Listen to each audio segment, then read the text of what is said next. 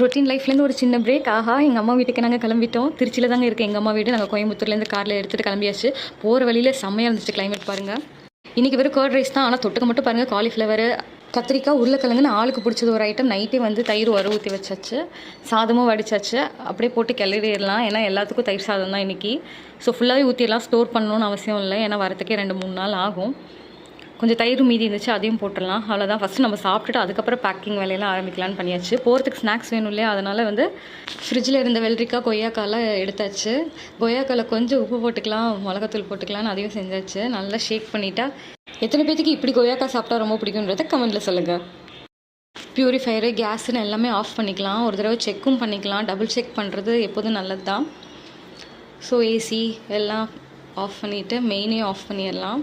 என்னடா வீடை பூட்டிட்டு போகிறத விளாக் போகிறேன்னு நினைக்காதீங்க. நான் இதை எடிட் பண்ணி அப்லோட் பண்ணுறதுக்குள்ளே நான் திருப்பி என் வீட்டுக்கே வந்துடுவேன். அதனால் ஒன்றும் பிரச்சனை இல்லை எனக்கு.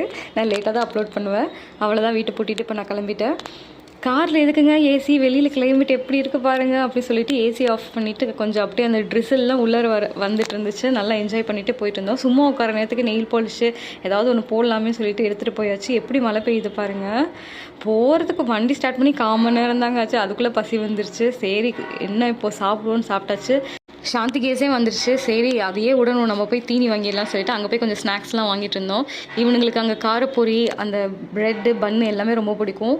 ஸோ எல்லாம் என்னென்னலாம் வேணுமோ எல்லாம் வாங்கிட்டு கிளம்பியாச்சு. இருந்தாலும் இந்த மழை டைமில் எனக்கு ஏதாவது காளான், பானிபூரி மாதிரி ஏதாவது வாங்கி கொடுங்கன்னு சொல்லிட்டு பக்கத்தில் உள்ள ஒரு பேக்கரியிலே நிப்பாட்டிட்டு என்ன வேணுமோ வாங்கிக்கோ அப்படின்னாரு. நான் எல்லாத்துலேயும் ஒன்று கொடுத்துருக்கேன் அப்படின்ற மாதிரி எனக்கும் ஆசையாக தான் இருந்துச்சு.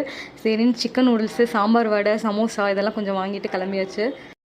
ஆஹா, வெளியில் மழை, கையில் சுடுகிற சிக்கன் நூடுல்ஸு, பக்கத்தில் ஏஆர் ரஹ்மான் சாங் வேறு போயிட்டுருக்கு. எப்படி இருக்கும் பாருங்கள். சொர்க்கமாக இருந்துச்சு. செம்ம ட்ராவல் ஒர்த்தாக இருந்துச்சு. சரி ஏஆர் ரஹ்மானோட மிக்ஸ் டேப் ஒரு 2 ஹவர்ஸ் மிக்ஸ் டேப் போட்டுவிட்டு அது பாட்டு ஓடிட்டே இருக்கும். நைட் ஆகிடுச்சுங்க, 10 மணி ஆயிடுச்சு ரீச் ஆகிறதுக்கு. ஏன்னா செம்ம டிராஃபிக் வேறு. எங்கள் ஏரியாக்கே வந்துட்டோம் நாங்கள். நான் படித்த ஸ்கூலும் வந்துருச்சு. எங்கள் ஏரியா உக்குருக்கலியம்மன் கோவில் வந்தாச்சு. அவ்வளோதான். தூரத்துலேருந்து பார்த்தா ஒரு உருவம் தெரிஞ்சிச்சுங்க. யாருன்னு பார்த்தா எங்கள் அப்பா வாக்கிங் போயிட்டு இருந்தார். போகிற வழியிலே பாய் சொல்லிட்டு வாங்கப்பான்னே, போங்க போங்க நான் பின்னாடியே வரேன்னாரு. அங்கே பார்த்தா எங்கள் அம்மாவும் டவுசர் பண்டியன் தம்பியும் நின்றுட்டு இருந்தான். நாங்கள் எப்படா வருவோன்னு குடும்பமே வாசலில் நின்று காத்துட்டு இருந்துச்சு. போனோடனே பாருங்கள், என்னை கொஞ்சறாங்களோ இல்லையோ நல்ல பேர பிள்ளைங்களை தான் தூக்கி கொஞ்சுவாங்க. நிக்கியும் பாருங்கள், எங்கள் அம்மா அவன் ஹைட்டு கலந்துட்டான்னு கிண்டல் பண்ணிட்டு இருந்தான். எங்கள் அப்பாவும் தூக்கி கொஞ்சிட்டு இருந்தார். செம்ம ஹாப்பி ஆயிடுச்சு. நெக்ஸ்ட் வீடியோவில் பார்க்கலாம். டூடல்ஸ்.